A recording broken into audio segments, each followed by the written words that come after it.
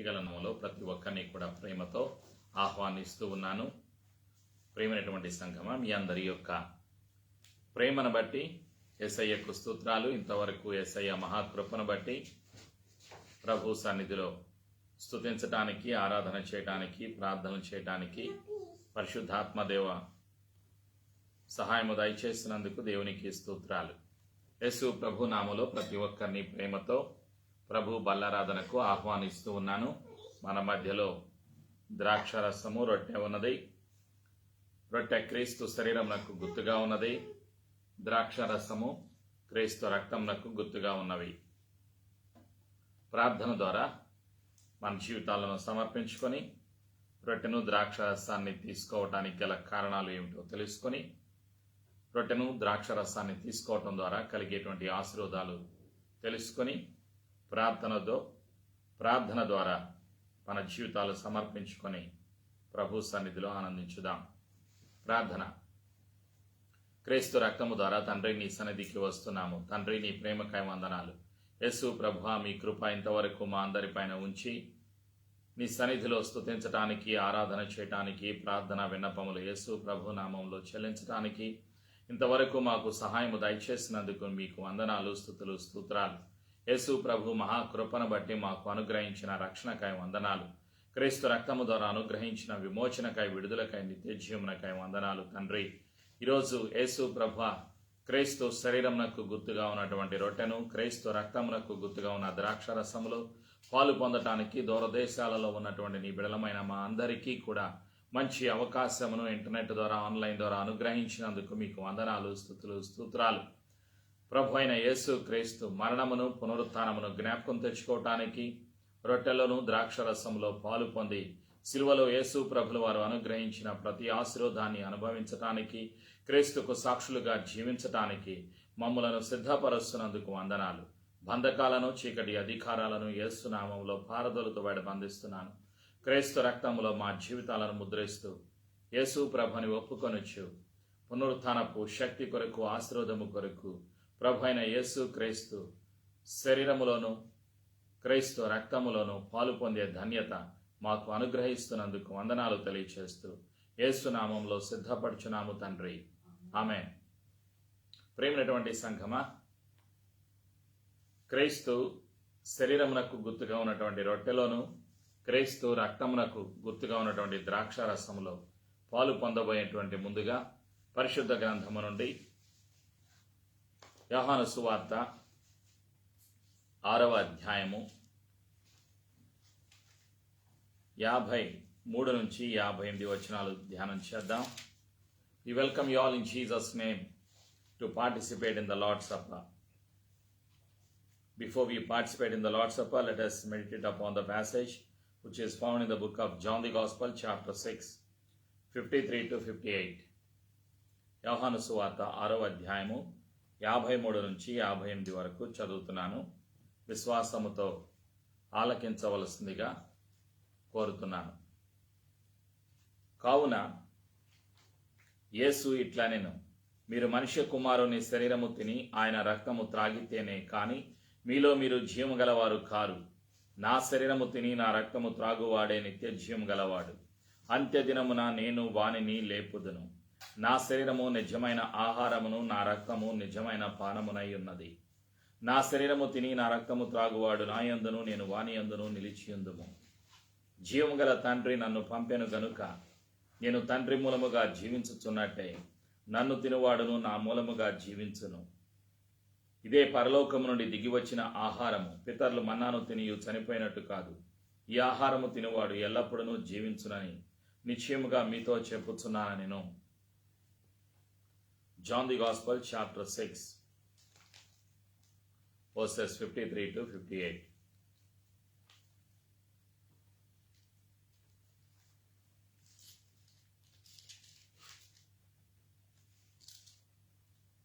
Then Jesus said to them, most assuredly I say to you, unless you eat the flesh of the Son of Man and drink his blood, you have no life in you.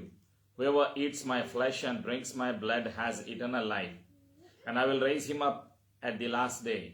For my flesh is food indeed, and my blood is drink indeed. He who eats my flesh and drinks my blood abides in me, and I in him.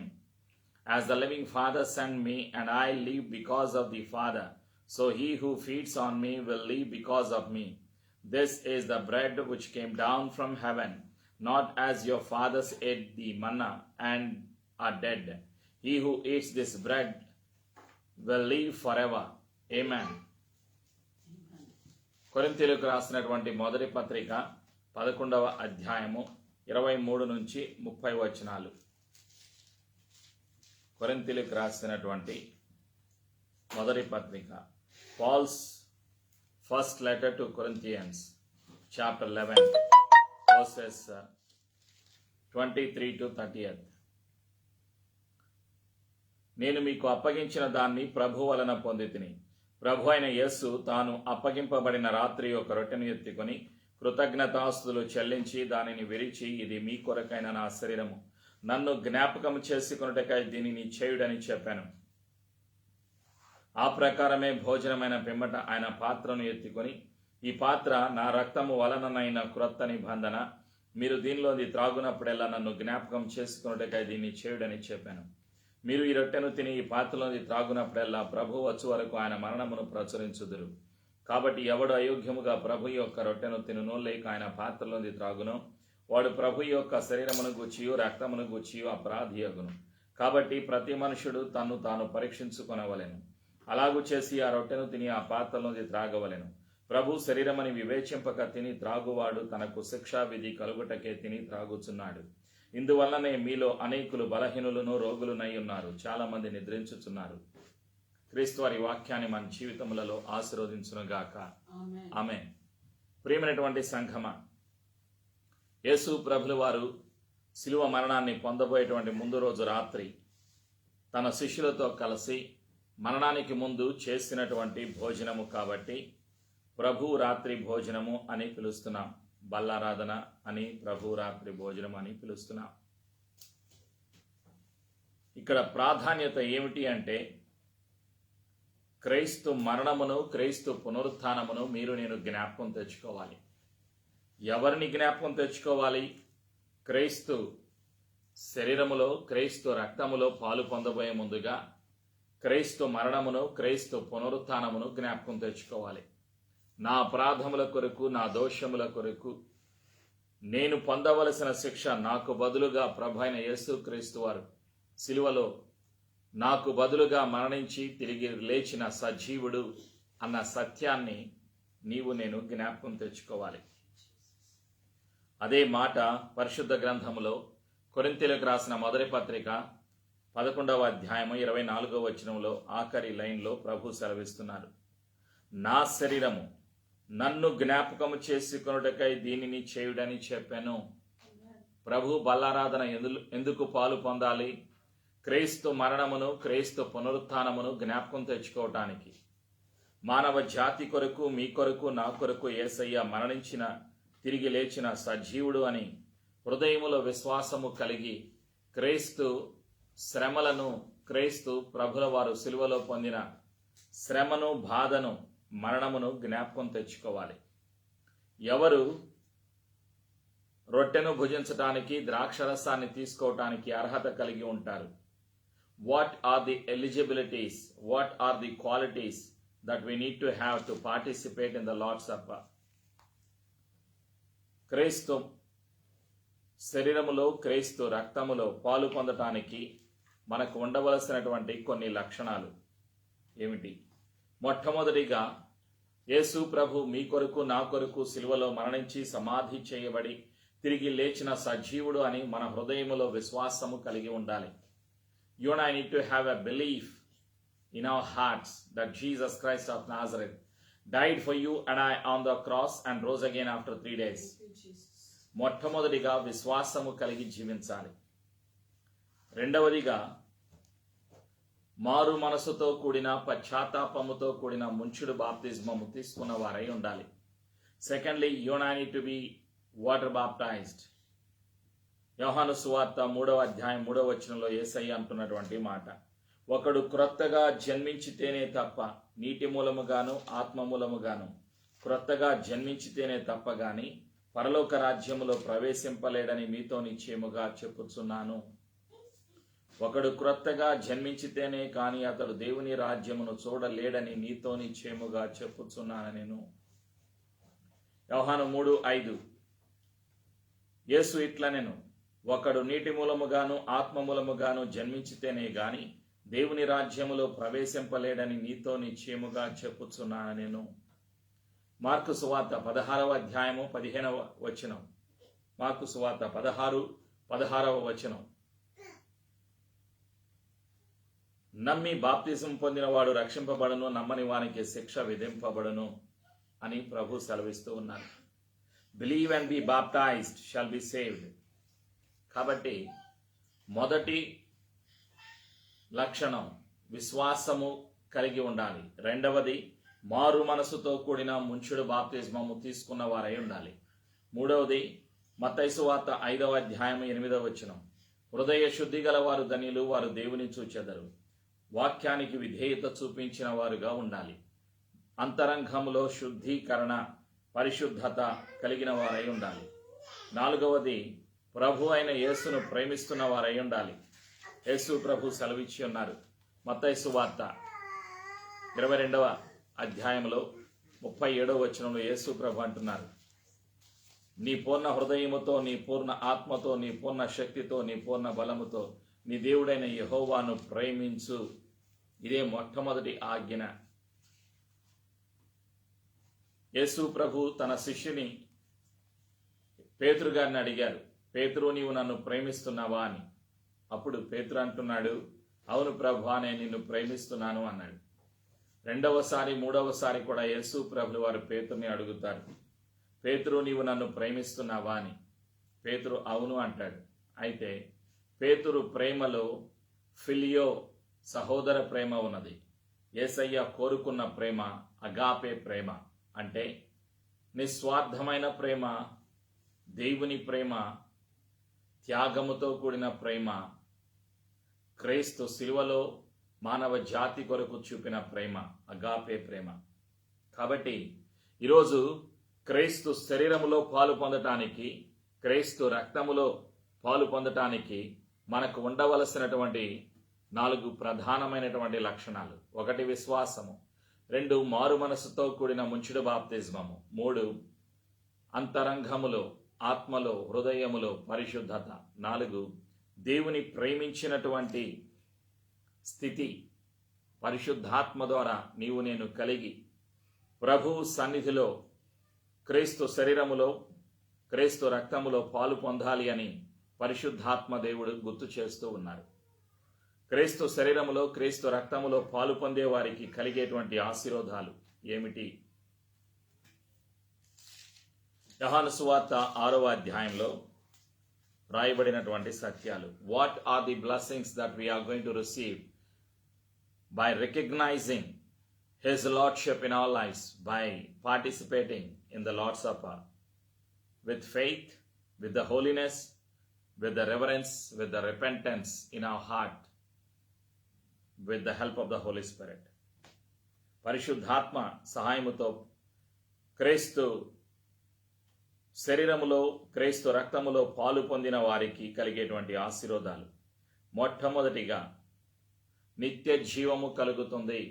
యోహాను సువార్త 6:54. నా శరీరము తిని నా రక్తము త్రాగువాడే నిత్య జీవము గలవాడు.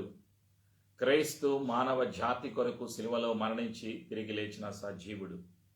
రక్షణ ఉచితం, కృప ద్వారా రక్షణ కలుగుతుంది. We receive the grace. We receive the gift of salvation by His grace.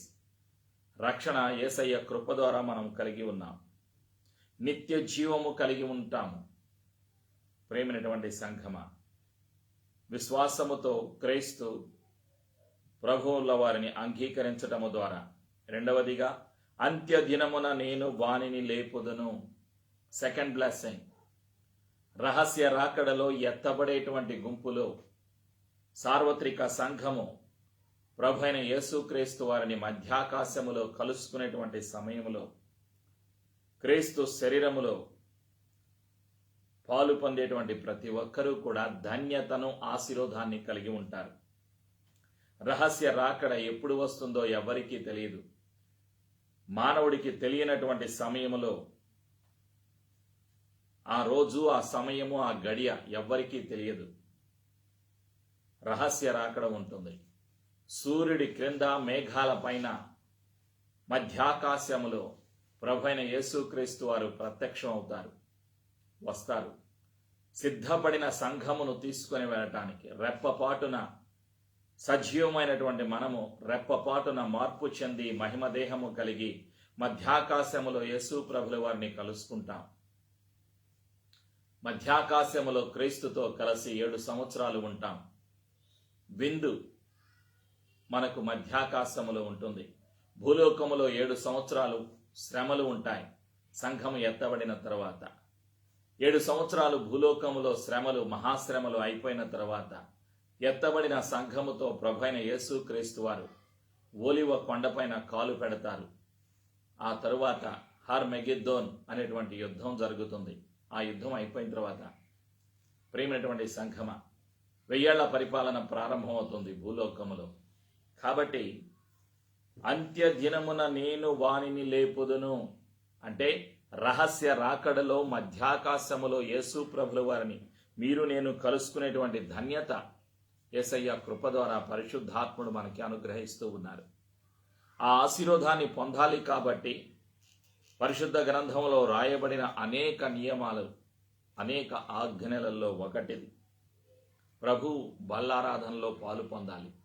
విశ్వాసముతో, పరిశుద్ధతతో నీవు నేను పాలు పొందాలి.